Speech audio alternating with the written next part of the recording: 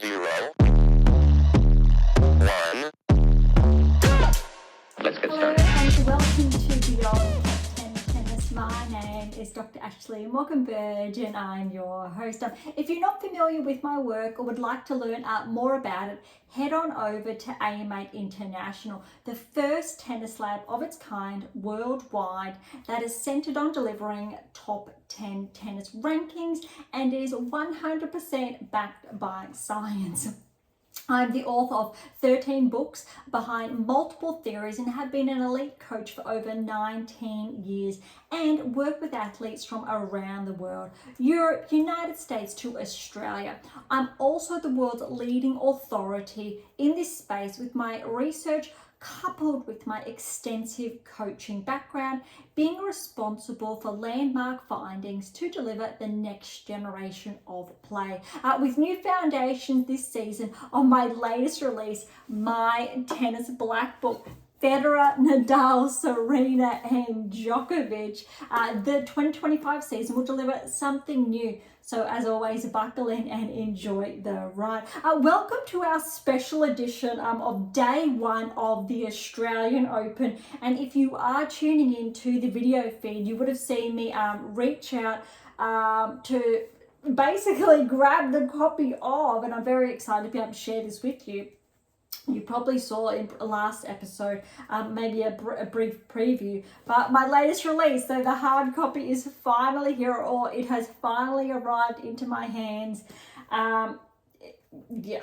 For those of you who have asked whether it is my first book or my 13th book, it is equally as special. I'm so excited to have this out with, it is a lot of work and I cannot wait for you to read it, each and every one of you, irrespective, I think, what level you're at, what ranking you have, whether you aspire to win 1 Grand Slam, 10 Grand Slams.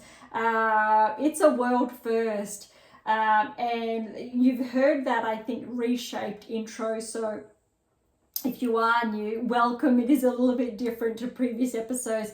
If you've been with us for some time now, thank you so much. So you would have noticed that. But also you're familiar then with, if you have been tuning into Beyond Top 10 Tennis, that my work, it's the first of its kind, landmark findings, over 150,000 inferences. I believe it's the first actual study of its kind and biggest of its kind over 12 plus years now. That has meticulously looked at, analysed the best players in the world and has been able to essentially pinpoint key metrics, technical metrics as well, that differentiate the best that we assimilate with the top 10 tennis ranking, but also patterns, believe it or not, with whether or not that player is going to win a Grand Slam or not. There's so much more in it, but that's why I get very excited around a Grand Slam time, 4 times a year, obviously, because with our predictive analytics, it's really powerful. That said, I'm not about to share who is about to win, because when we're looking at our predictive analytics, of course they can give us key insights, but there's always that anomaly there that isn't accounted with the data. And yes, there obviously are patterns that show certain players, but that's why we like to see how the draws progress match by match as well. And we look at those analytics from a match by match basis, but absolutely there are definitely favoured players. Players that may not be favoured as much, but the data really underscores them. But that's not what today's episode is about. It's twofold, because we do have day one of the Australian Open to dive into. There was a lot of rain delays throughout day one, so it's a bit of a brief recap, and I think really from day two, it's really going to kick off, as I'll say, as anticipated. We are going to dive into, however, WTA Tour, ATP Tour, they're both here. Australian Open is there. A little bit different because I know ATP is normally there, but we are going to look at the ATP Tour rankings from last week and this week because they've come out just today, as well as WTA rankings, because there have been some changes noteworthy. Recall last episode, ATP had not updated their rankings, so it's going to have additional changes shared today. We're going to go over Hobart and Adelaide for the WTA Tour, Adelaide and Auckland for the ATP Tour. Then we're going to head on over, or we'll look at the rankings, and then day one. We may be a little bit shorter today than previous episodes, but I do say that a lot, and somehow we do end up going over. That said, this Australian Open, I'm going to try something new, and I will get to that later when we head on over to the Australian Open. I guess those key insights we're about to share.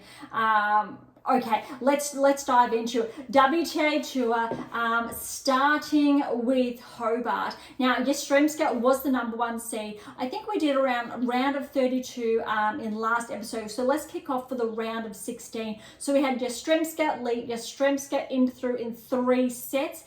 Kessler and Karl Kessler through in straight sets. Anisimova Bonda, Anisimova in straight sets. Evanesian over Minen, straight sets there. Kenin over Blinkova, straight sets. As we're going live today, Kenin is actually facing Gauff. Gauff is looking a little bit too strong. Kenin, though, I'm seeing a bit of an uptick in her performance. And I think that's complemented by a couple of these matches under her belt already. All right, joint straight sets over Lynette. But look at this, round of 16 over Lynette, the 4th seed, who has been tracking 6-1, 6-1. I think joint could cause some problems for her first round encounter. We'll get to that later. All right, Kudermetova over Osorio, straight sets there. Mertens over Zarazua, straight sets. Mertens is the 2nd seed, or was the 2nd seed in Hobart. We are going a little bit quickly today to make sure we get over everything that I'd like to. All right, quarterfinals, Kessler did upset Yastremska. This is why we want to pay more attention to Kessler in those earlier rounds at the Australian Open. So this was 7-5, 6-4 over Yastremska. Anisimova withdrew, so Evanesian did progress in the quarterfinals. Joint got that win over Kenin 3-1. That's a very good. Mertens over Kudermetova, 3 sets there. Look at this scoreline though, 6-1, love 6-6, 2 bit topsy-turvy. All right, semi-finals, Kessler with the win over Evanesian, the 6th seed, 3 sets there. And you can see Kessler's getting stronger and stronger. She's being pushed, but this is good. Mertens over Joint, 2 and 3, as anticipated. Final, Kessler came through over Mertens, the 2nd seed. Look at this scoreline, 6-4, 3-6, 6-love. I think that 3rd set really says a lot. So we're seeing a really big uptick for Kessler's ranking there. And she's only 25 years of age, so not necessarily a newcomer, but we're seeing those results. What's really interesting, and I think often misperceived, is that more attention is given to players with their teenage to early 20s when they start to peak.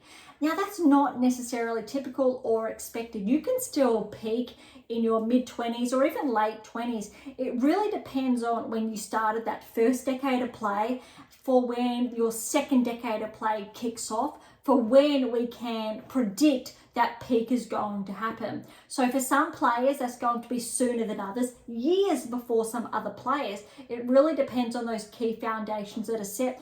Also, the work on the 8 keys. So you'll see in the background all of my books there on AM8 International, the 7 keys, also the 8th key as well, very important. Recall previous episodes, there was really, I think, a big turning point there. But if it takes you up until you're 27 years of age to solidify those 8 keys into your game, that's why you won't track towards the top 10 until then, depending on obviously those rates of application, consistency, etc. But a player that could be 19 years of age, they started earlier, they started learning the keys earlier, so they already had a head start. So they're going to track towards the top 10 sooner than that other player. There's obviously a lot more to that, so that's just a very simplified Take. All right, so Kessler, I believe that's her maiden title on the WTA Tour with the win in Hobart. So that's why we're going to see a very big bump in her ranking. All right, over to Adelaide. We did do round of 32 in our previous episode, so let's start with the round of 16. Pegula and Sakari. Look, this time last year, this could have been a final where Sakari was ranked inside the top 10.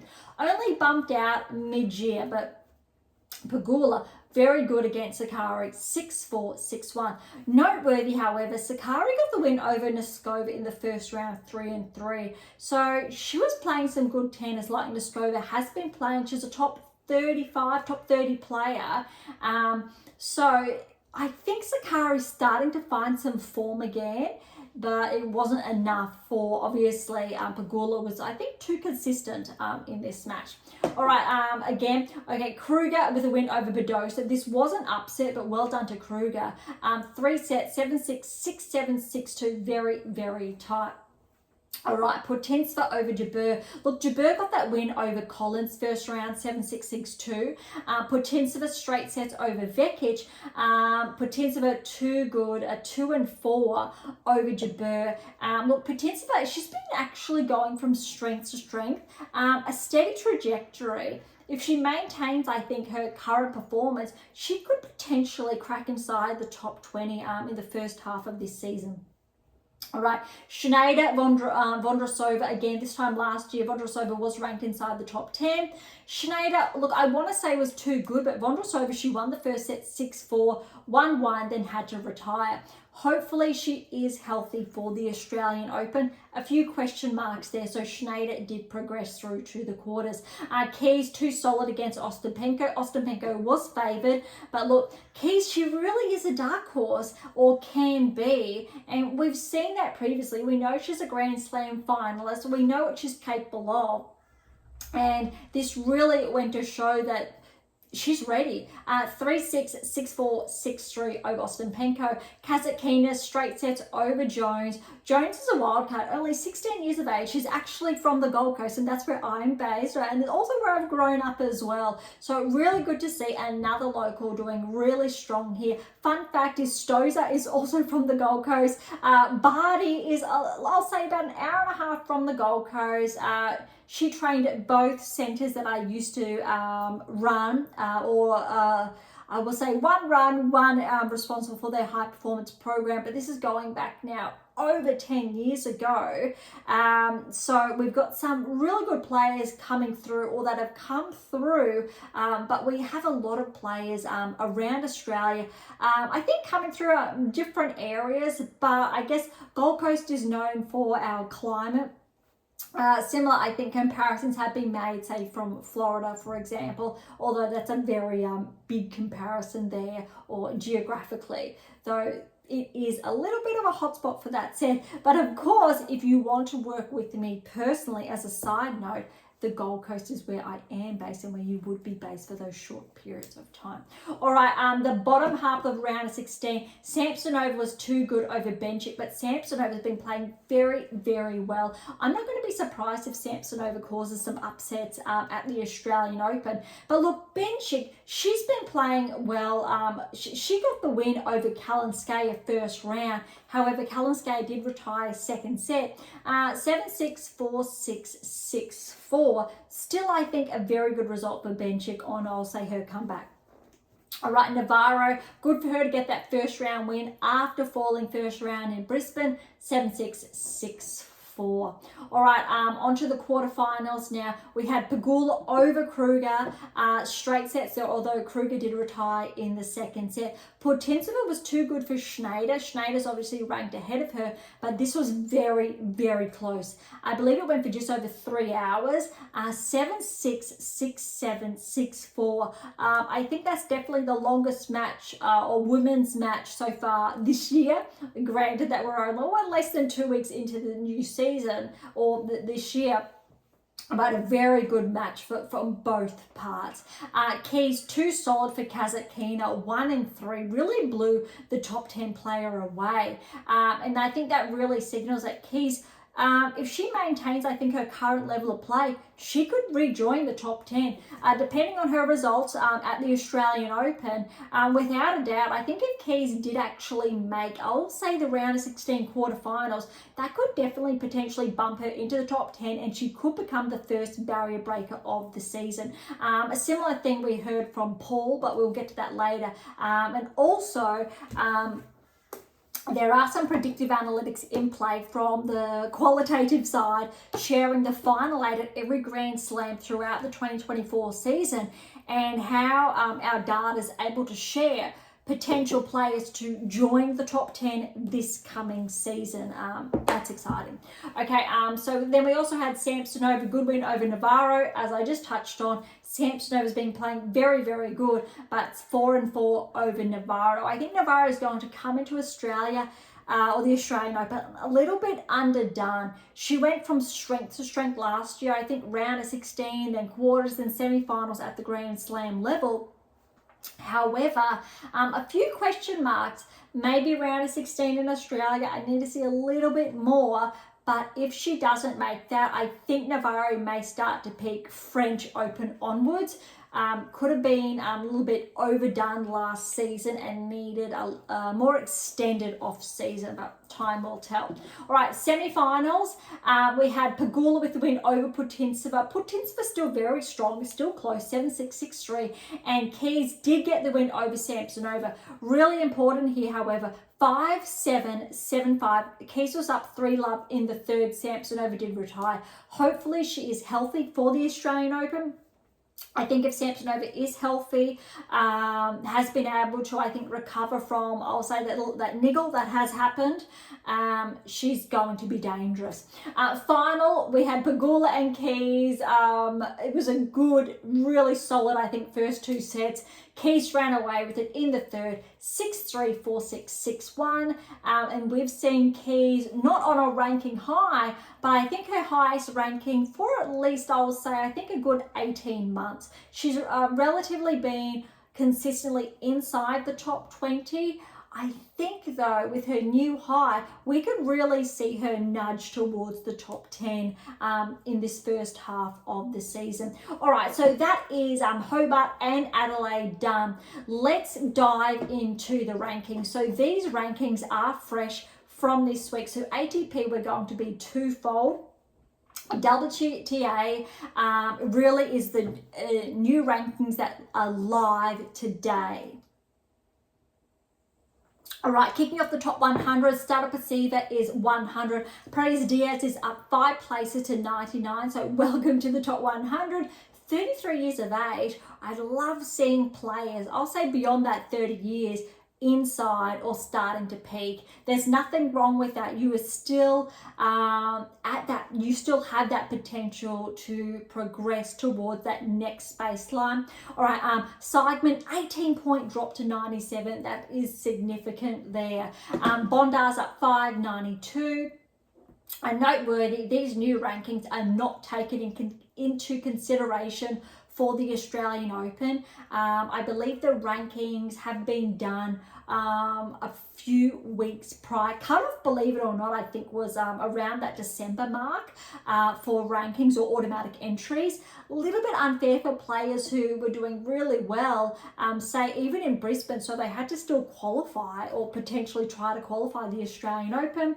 But I guess that's just how it works, unfortunately, for those players. But we won't see, I think, as far as seedings are concerned, this won't be replicated in the draws. All right, Townsend's taken a hit, 14-point progression to 85. Lee's up 7 points to 84. Stevens is up 3 to 81. Noteworthy, this time last year she was inside the top 50, so she has taken a bit of a hit. We know Sloane's got a Grand Slam to her name. She definitely is capable, I think, of rejoining the top 30. She just needs to get those results back under her name. She definitely, in her game, she no longer has the 8 keys. Maybe 1 or 2 keys there, but definitely she does have that capacity to integrate them into her game on a more, I will say, frequent level of application. All right, Pera's back 8 points to 78. Just looking at the key movers, Kennan's up 7 to 74. She was, however, inside the top 50 a matter of weeks ago. All right, Zarazua, she's up 6 points, to 70 in the world. Garcia's back 9.67. Look, Garcia's former top 10. I believe she won the WTA finals 3 seasons or so ago. So she has taken a bit of a regression there. Parry's at 66, noteworthy for when we get to day one of the Australian Open shortly. Raducanu's back 161. We've got Osorio's up 2 to 59. Noteworthy, I'm looking at Kruger. She is up 2 to 52. Osaka back 1 to 51. Kessler, there we go, with her standout performance, up 20 places to 47 in the world. Stearns is just in front of her at 46, 25 and 23 years of age respectively. Okay, Evanesian's up 3 to 41 in the world. Jabeur's up 139. Vondrasova's up 1 to 38. Anisimovan's up 1 to 35. Yastremska steady at 33. Pavlichenko's back 4 to 32. Here we go. Sakari, she's back inside the top 30, which we like to see. She's 30 now in the world. However, I don't believe Sakari's seeded for the Australian Open. Not sure, we'll have to check that. Right, so Fernandez, she's up 2, so she's back inside the top 30, 29. Neskova, she's up 2 to 28. However, as far as her initial result at the Australian Open, this is going to change drastically in the next fortnight. Svitolina's up 2 to 27. A couple of players, slight regression. Azarenka, Balta, Frech, back 2 apiece, so 24, 25, 26 respectively. Samsonova, she's up 5 to 21 now in the world. That's a very good result. Ostapenko, she's actually taken a big hit, back 5 places to 22 in the world. This time last year, she was actually top 10. Just missed out on a seed because of her new top 10 ranking. She was around 11 before the seedings did come out. When they came out. Ostapenko, those relatively being very solid on the cusp of the top 10 for most of the 2024 season. So this is actually a very, very big hit. But I don't want to write Ostapenko off at all. She's still obviously a dark horse, capable of doing a lot of damage. But if this does regress, it's really, I think, significant when we're seeing players like Ostapenko, Jabeur, Vondrasova, Sakari, all former top 10 players from this time last year outside. It's really opened up that new wave for those that next generation to come through, and I touched on that a lot last season, and also my new release really shares on why there's been such a significant displacement of the top 10 on the WTA, and interestingly why this season for the ATP Tour may very well similar, I think, results could very well happen. Too early to tell, however. All right, inside the top 20, Makova's welcome back to the top 20. Again, this time last year, she was ranked inside the top 10. She was sidelined, however, so had surgery, missed the Australian Open. It's going to be really interesting to see how Makova plays. I did share, I think, in our previous episode that Makova, if she makes the quarterfinals in Australia, that's not going to be surprising, but definitely Makova is probably one of a number of 2 or 3 players this season that could very well join the top 10. Okay, everyone else is relatively steady inside, except we're seeing a very big uptick for Keys. She's progressed from 20 to 14 in the world, so really on the cusp there.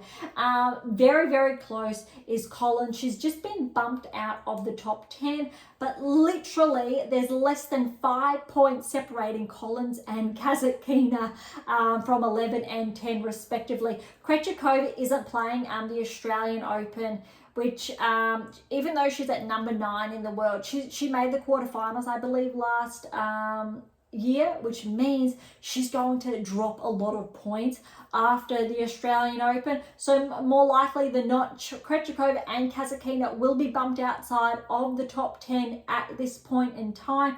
Potentially if Badosa does well or Schneider inside the top 10. However, if Keys goes far, if Andreeva goes far, potentially there is actually a very big opening. However, I really want to cap it off at 15 because even if Kalinskaya did well, she still could bump herself just inside. We're not seeing those results yet because she did have that early withdrawal just this week.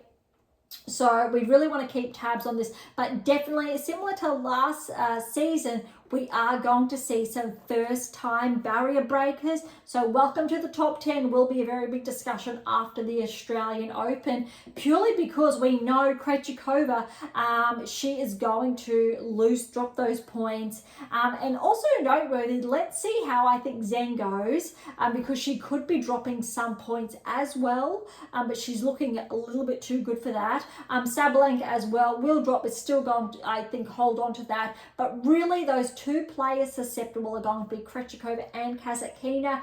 Collins obviously is an automatic, potentially get if she gets a few rounds under her belt.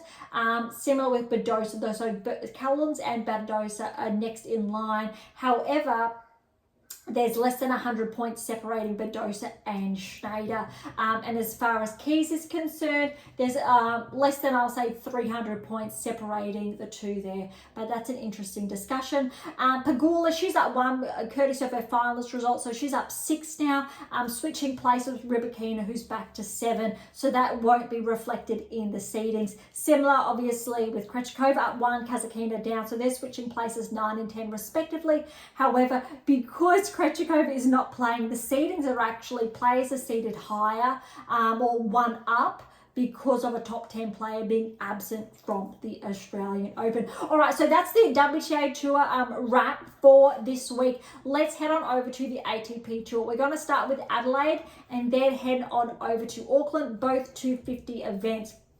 We did touch on the round of 32 last week, so let's start with the round of 16. We'll go relatively quickly just so we can have a bit more of a deep dive on the rankings because we weren't able to touch on that in last week's episode. All right, so Paul is the number 1 seed here. Interesting fact is that if Paul progressed through to the finals, he would have been welcomed to the top 10.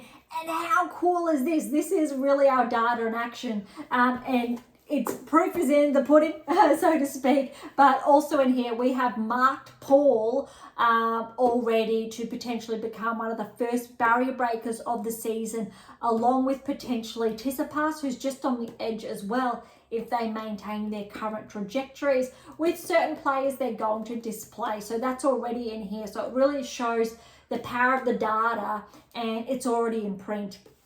So we're essentially waiting for that to unfold. All right, so round of 16, Paul 3 sets over Guenard. Rinky Hijakta, a 3-set win over Nakashima, which is an upset, very good win for Rinky. Ogur Alisame over Kazuks, good win, 3 sets there. Giron over Shapovalov, good win for Giron. Giron, however, last season really was tracking. Shapovalov was as well, but very good win nonetheless for Giron. All right, Kekmanovic over O'Connell, straight sets, noteworthy. Kekmanovic has been on the radar for the 2024 season, so this is not as surprising as it may seem. All right, Bonzi over 2 straight sets. Kokkinakis over Chevry, 3 sets there. It's really Kokkinakis, it's his home event, being a South Australian. And he has won, obviously, the Adelaide International previously. So very, very good win for Tanasi. And quartered the number 2 seed, straight sets win over Davidovich Fokina. All right, on to the quarterfinals. Paul was too good for Rinky, 3 and 4. Ogor Alisame, too good for Giron, straight sets there. Kekmanovic over Bonzi, straight sets. Kokkinakis had to withdraw from his quarterfinal encounter over quarter, so quarter automatically did progress through there. All right, as far as the semi-finals then are concerned, we had Paul and Auger-Aliassime. So this was the match that if Paul did win, he would be bumped into the top 10. If not, he would maintain his current ranking. So Auger-Aliassime actually progressed through over Paul. It was a very good match. 7-6, 3-6, 6-4, really tight. And I think it was the match that really signaled potentially Felix maybe joining the top 10 this season, but without a doubt, I'll say Felix has the game now, I believe, to rejoin the top 15. Maybe not the top 10 at this stage, but top 15. He just needs to get more of these wins under his belt. So a very good win for him there. Korda over Kekmanovic, 6-3, 7-6. Korda nonetheless was favourite. Look at this final. It was really good to watch. Auger-Aliassime over Korda. So reaffirming what I just said, 6-3, 3-6, 6-1 to Auger-Aliassime. And I think that third set really says a lot as well. I think that's some of the best tennis I've seen Felix played since he was ranked inside the top 10, and he really does that. He has that potential, so it'll be interesting to, I think, track Felix this season. Hopefully we see him re-enter the top 15, potentially after Australia if he gets those wins under his belt. I think if he gets around a 16 appearance in Australia, that could be something we're talking about in 2 weeks' time. But let's see how that unfolds. All right, so over to Auckland now. So Shelton was the number 1 seed here. We did touch on round of 32 where Shelton did have that bye. First round, he was against Menzik. It was always going to be a little bit challenging. Shelton, though, did fall. So Menzik, well done. 7-6, 4-6, 7-5. Berge over Navo, 3 sets there. Remember, Berge made multiple round of 16 at the Grand Slam level last season. So he is one to watch. Carabelis Bain upset Surilundo, the 4th seed, straight sets. Berge qualified and he upset Nardi, also qualified, straight sets there to Berge. Monfils over Struff, straight sets. Baez, the 3rd seed, was upset by the lucky loser Diaz Acosta, straight sets. Michelson over Sonego, straight sets there. Basavaredi over Tabillo, the 2nd seed, so the qualifier with the win in 3 sets. That's a very good one there. All right, so on to the quarterfinals. We had Berge over Menzik. Not surprising, granted, what I've just said about Berge's results at the Grand Slam level. Although Menzik has been tracking, so a good win for Berge to really hold his own. Berge, the qualifier, got the win over Carabelis Fagina, 3 sets there, so an upset. Monfils, 3-1 over Diaz Acosta, and Basavaredi, again, the qualifier, upset the 8th seed Michelson, 3 sets. And how is this? On to the semi-finals. Again, we're looking at Auckland. Look, Berge, the qualifier, has upset Berge 6-2, 3-6, 7-5 to progress to a final, and then Monfils got the win over the other qualifier, Basavaredi, 7-6, 6-4, and as the final did unfold, Monfils got the win over Berge, 3-4. I believe that's Monfils' first title in a number of seasons, but it also marked Monfils as the oldest player on the ATP Tour to win a title. I think he surpassed Federer's record by a certain amount of days. It was almost equal, but I think it was roughly around 100 and something days. So Monfils was the older player by that much. But that's really cool to see. And I'm looking forward to see how Monfils plays at the Australian Open, if he can maintain that form, if his ranking, if he can get it back inside the top 30. Absolutely, he has that potential. Okay, so Adelaide has been done. Auckland's been done. Let's head on over to the rankings. All right, so keep in mind, we're about to touch on the rankings from last week. So top 100, Fucsovics is back inside the top 100, 4-point progression to 100. Kotov, 13-point regression to 99. These rankings would have been taken into account, I believe, for the seedings for the Australian Open, but we'll get to the live rankings that came out today after we get through last week's rankings. I'm just going to touch on the bigger jumps. Duckworth's back 12 to 94. Others, we've got Fernie's up 13 places to 86 in the world. Kazook's taken a big hit, 17-point regression to 80 in the world.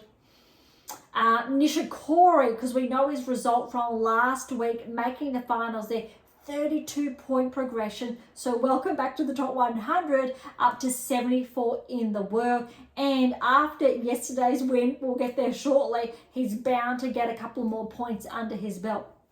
Shevchenko, 6-point progression to 72 in the world. Davidovich Fokina's back 7 to 68. We've got Berge's up 5 to 66. Nishioka's up 6 to 63. Shapovalov's back to 58. Just a small one there. Muller, 11-point progression to 56 in the world. They're predominantly right inside the top 50 we are now. We're not seeing any big movers. We've got one ups, one backs, inside, almost. All right, Lecheka, courtesy of his Brisbane title, that was a 4-point progression to 24 in the world. All other players are relatively the same. Hercax has taken a 2-point regression to 18 in the world. Tiafoe's up 1, Mazzetti's up 1. We're seeing top 10 has stayed the same except for Dimonor progressing up 1 to 8 in the world, and Rublev back 1 to 9 in the world. And I think noteworthy is what we're seeing here is, as far as the rankings are concerned, literally we have a 5-point difference between Tsitsipas and Dimitrov. So definitely, without a doubt, I think we are going to see some changes in the rankings after the Australian Open. Paul, however, there's about a 50-point difference. Rune, interestingly enough, is on the cusp as well. Hasn't really been tracking at the Grand Slam level as consistently as other players.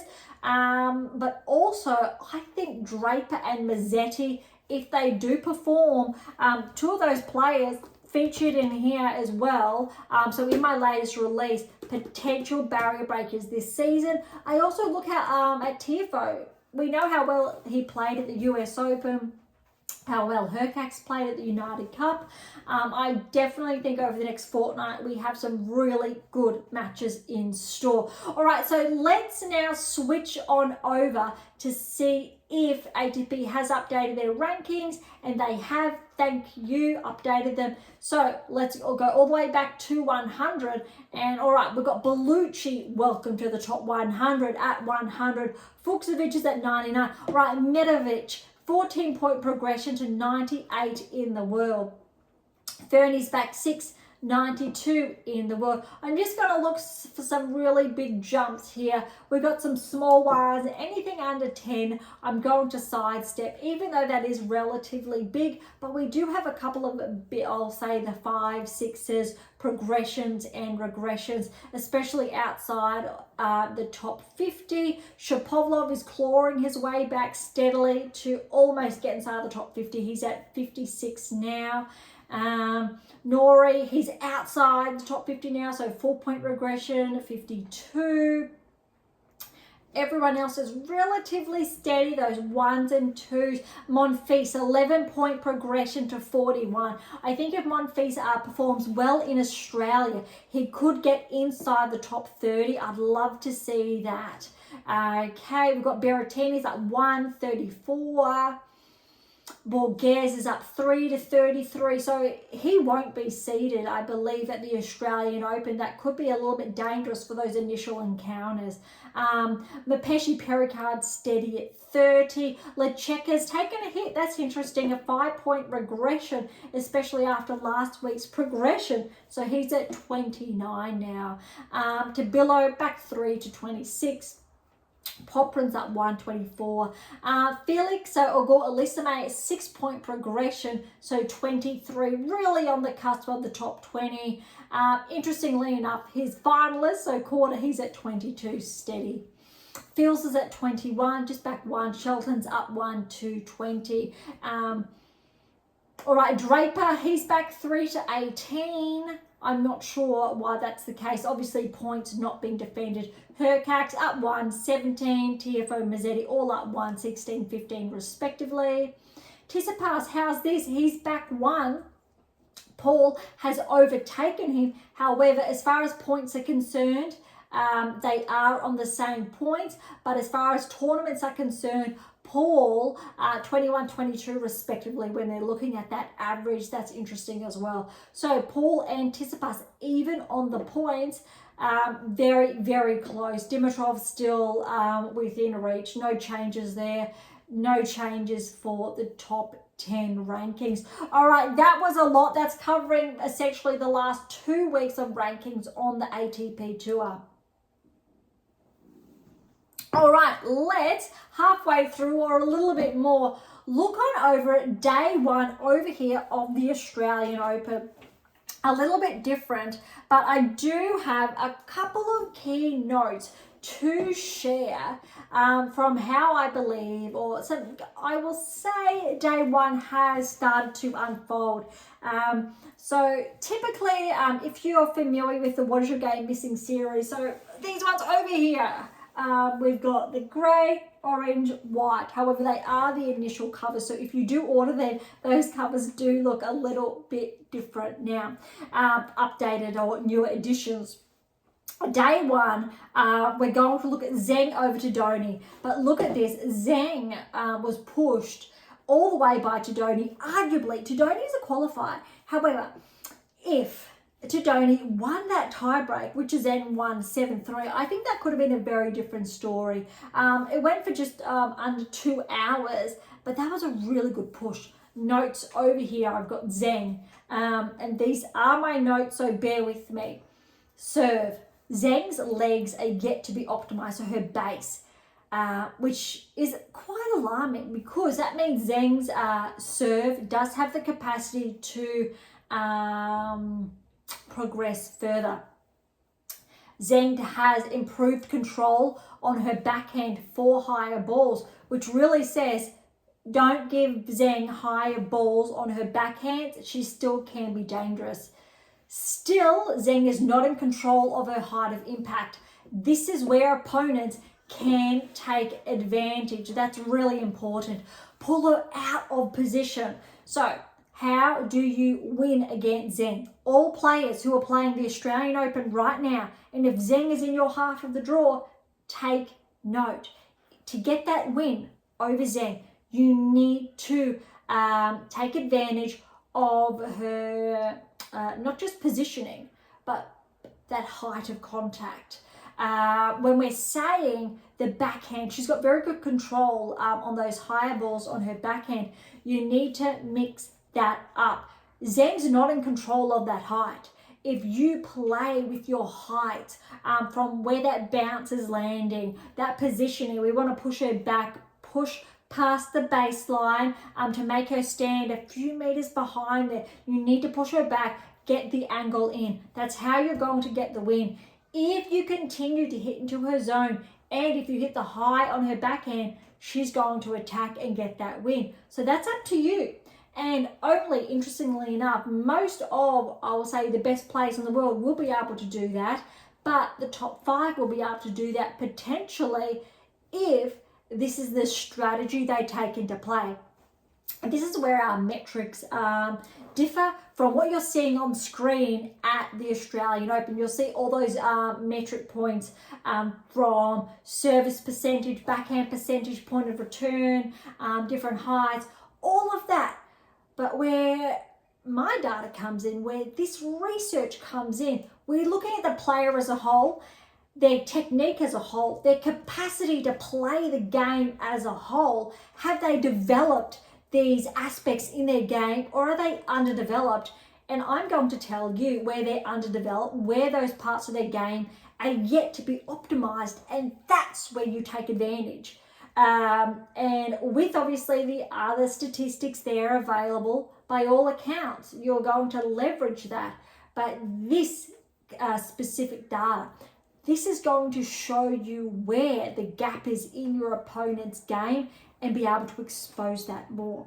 Very, very important there. All right. I've only got a handful of other notes. I wasn't able to watch all matches, but let's run through them. Phil's a very good win over Vertayen, 3-6, 7-6, 4-4. I do have notes on Phil's here. Fils is a future top 10 player if he maintains his current trajectory. Potential round of 16 at the Australian Open. If he continues along his current trajectory, positive metrics when he's on.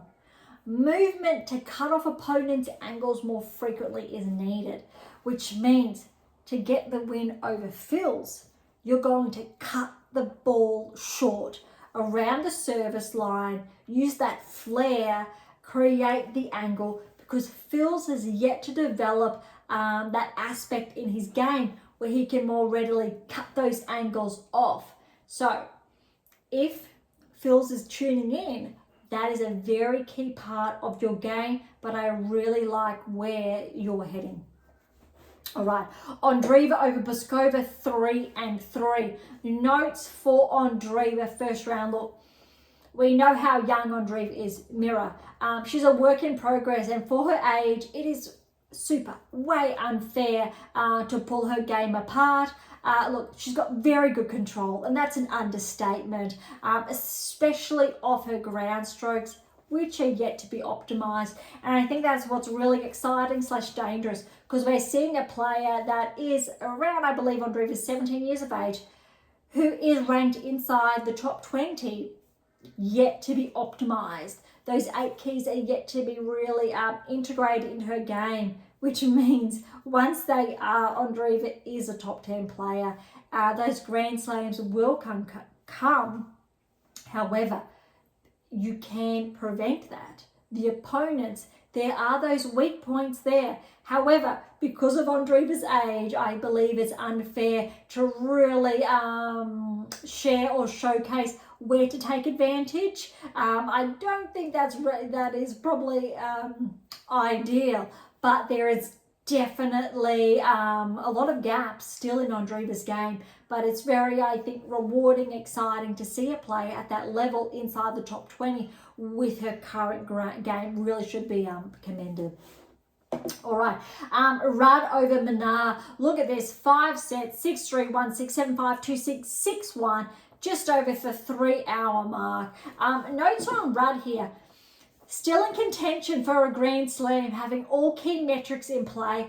The biggest separator between his game and a Grand Slam will be his determining weapon versus all-court play, which is solid, but weapon needs to become more frequent apparent. That is how the best players in the world get the win over Rudd. They use that weapon that they have. Rudd's weapon's very different depending on his opponent. He is very dangerous with that forehand, yes. Backhand, yes, with that level of control. But as you can see, and how Manar took advantage, Manar was very consistent, very good service motion. Noteworthy for Manar is David Ferrer, former top 10 player. I believe Ferrer did win a Grand Slam. I believe he won the French, is on his coaching team. I believe that's new. Solid serve caused problems for Rudd's backhand, which means if you're a player inside the top 20, you have that game to push Rudd's backhand even more, back off the court, and that is where you'll be able to expose that weakness. All right, Vekic and Parry. So you heard me mention Parry's ranking when we're looking at, obviously, WTA tours. And look, 4-4, just under 2 hours. This was not one way. Vekic really was pushed here. Parry, I think, is a future top 30 player, without a doubt. We've seen some impressive results over the past season, starting to get those wins. But I think Parry definitely top 30, maybe this season, if not next season, is on the cards. Here I go. Parry's notes were her slice caused some issues for Vekic. A good one-hander there. A good serve, had the kick there. Work still to be done, but has capacity to finish the season top 30 if she integrates more key metrics into her game. All right, as for Vekic, notes were, watch how she scoops the backhand at times and has the tendency to get a little too close to the ball, so can't hit through as smooth as desired, opening for opponents. Feedback for Vekic then, we need to look on your backhand. The racket's tipping from here opposed to here. That's we want here to be able to go there, opposed to scooping like that, where you can lose obviously the capacity to hit through the ball. We're seeing that elbow bent upon impact, a bit too close, inhibiting Vekic from being able to hit through the ball is what we want to be able to see there, which means if you're an opponent, this is how you take advantage. Push the ball towards Vekic's body, because at the moment she's struggling to move out of the way. She's struggling to position herself optimally to be able to hit through the ball, to use those key metrics. Very, very noteworthy. If I think that continues, we won't see the same results as last season. If that's corrected, Vekic definitely, we will see her rejoin or join the top 15, continue, or her ranking will continue to peak. Opponents, however, if you're tuning in, this is how you're going to expose that weakness and then take the advantage. Okay, I did mention Nishikori with the win in 5 sets there. No notes there. We only had notes on those earlier ones. We've still got a few more, but a very good win for Nishikori. 4 sets. He came back from 2 sets to love down. 4-6, 7-6, 7-5, 6-2, 6-3. I was watching that and I thought, no way, because Nishikori's age, his comeback, the ailments he's had. But I tell you what, this win really showed Nishikori's fitness, his ability to peak and hold that baseline. I was very impressed. Would love to see Nishikori make a round of 16. Let's see how he goes. I love that he was able to just stay out there and grind and get that win. All right, Sabalenka and Stevens. It almost lived up to the hype. Almost. It was still a good match. Stevens had her opening. Sabalenka was a little bit too good. But these are, I believe, yes, the last of my notes that I have written down. Sabalenka, look, if you hit it into her zone, Sabalenka, look, she's too good. It's her sweet spot. Stop hitting it to Sabalenka's sweet spot. Easier said than done. But look, how's this? Use the higher balls. Push her back, then draw her in. And I tell you who does this.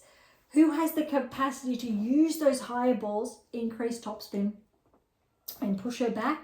Swiatek. We saw that all last season. However, Sabalenka's movement, she has the capacity to cut off that bounce if she moves up to the ball. That's what we're seeing her do, which means you need to push it back further. Make Sabalenka get stuck, become more versatile. If Sabalenka uses that movement, continues to control her harder contact, she will maintain her #1 ranking this season.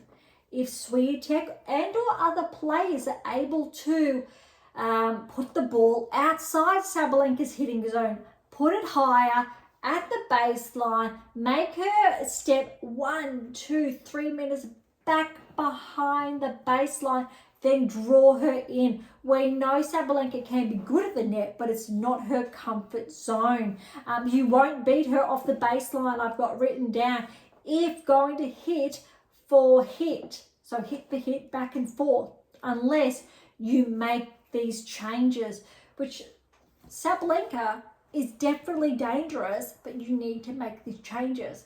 But noteworthy, I tell you what, seeing Gauff play today, her game is looking very, very similar to how well Sabalenka's playing, but a little bit more versatile. And Sabalenka and Gauff are on the same half of the draw, and at this stage, if those two meet in the semi-finals, I need to give Gauff that edge. You saw how well, hopefully, the United Cup, how well Gauff played against Swiatek. Gauff is very dangerous. Stevens, notes had on Stevens that she needs to use her lower body more. We're seeing that, but she's not activating it as much as she used to. The key metrics, they're not optimized, but when the ball is in her zone, she's solid. Sabalenka did a very good job keeping it out of her zone. You need to do the same to Sabalenka to get that win. Allowing the opponent to control her height of impact is what Stevens was doing, rather than using her footwork to control it herself. So that's just the keynote there. So footwork, we know it is absolutely important. We've said it on Vekic's, why she gets stuck there. Phil's cutting off the angles, but it's also who's in control of the point. It's either you're in control or your opponent is in control. All right, Lecheka got the win over 2, 6-1, 3-6, 6-3, 7-6. Badosa over Wang, 6-3, 7-6, just under 1.5 hours. Zverev over Pooley, who got the wild card just over 2 hours, but this is actually closer than it looks because it was 4, 4, and 4, which really suggests that was just one break per set. But I think Zverev, he was not overexerting himself. He was playing steady, very smart, and I think I liked that because he was warming up his game. He wasn't overexerting himself. He was leaving more for later. That's what we actually want to see. I think if Zverev plays this clever for the first week, he's going to have a lot in reserve for the second week, should he make it that far. All right, Blinkova over Seville. This was surprising. Seville won that first set 6-1. Blinkova came back 6-4, 7-5. Finished after midnight, 2.5 hours. Would love to see matches wrap up prior to midnight, just keeping players' health intact. But rain delay, understanding. Humbert, 14th seed, the win over Gigante, 7-6, 7-5, 6-4.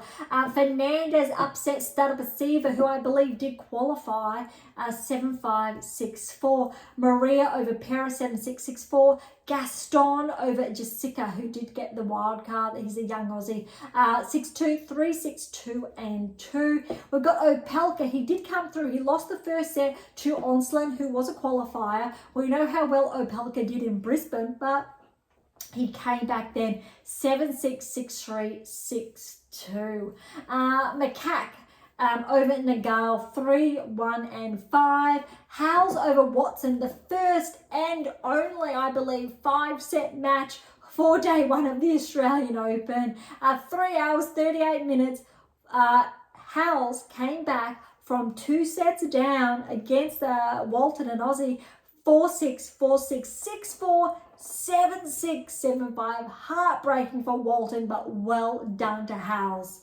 Other matches we had listed here were rescheduled, but we still have more to come. Bozes Miniero over Cartel, straight sets, so 1 and 6 there. Lamens over the qualifier over Divek. Apologies for the mispronunciation. 7-5, 7-6. Now this is, I will say, the biggest upset of day one. We know how well Torsen did in Auckland. Noskova was responsible for Swiatek, or defeating Swiatek in the third round last year. Torsen got the win over Noskova, 5-7, 6-3, 6-4. Unfortunately, this means Noskova, most likely after the Australian Open, will be bumped out of the top 30. There'll be a lot of points that she's not going to be able to defend due to Torsen getting that win. A few more matches for day one. Buska over Paquet, 2 and 3. Martinez over Darderi, 6-3, 4-1. Darderi unfortunately had to retire. That is almost it. Then the last match to report on is Habib, the qualifier, got the win over Boo, 7-6, 6-4, 7-6. Those tie breaks, however, 7-4 and 8-6 respectively. Very, very exciting. All right, day two, we're not going to have a look at the results. I'm going to hold back, even though there are a couple available. But I think what's really interesting is that we've got blockbuster matches today. Gorf and Kennan. We've got Tomljanovic in action. Tsitsipas in action. And that's very big news to report on. But I am holding back until we do until all of day two is, I think, over. Wow. We've got Djokovic in action. We've got a jam-packed lineup. Alcaraz, Collins. I think the biggest lineup today, we've got Osaka and Garcia. And I think everyone's interested to see how Joint and Pegula unfolds, given how both players are. Pegula's obviously favourite. Fernley and Kyrgios. Let's see how Kyrgios's wrist holds up. Undoubtedly, if Kyrgios gets a few matches under his belt, dangerous, but also to see how his body holds up.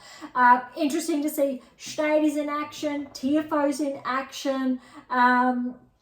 We got Ostapenko and Benchik. That's another big one. Azarenka's in action. A lot of big action that is going to be underway. Samsonova, Tabilo, oh my goodness, Makova, Podoroska.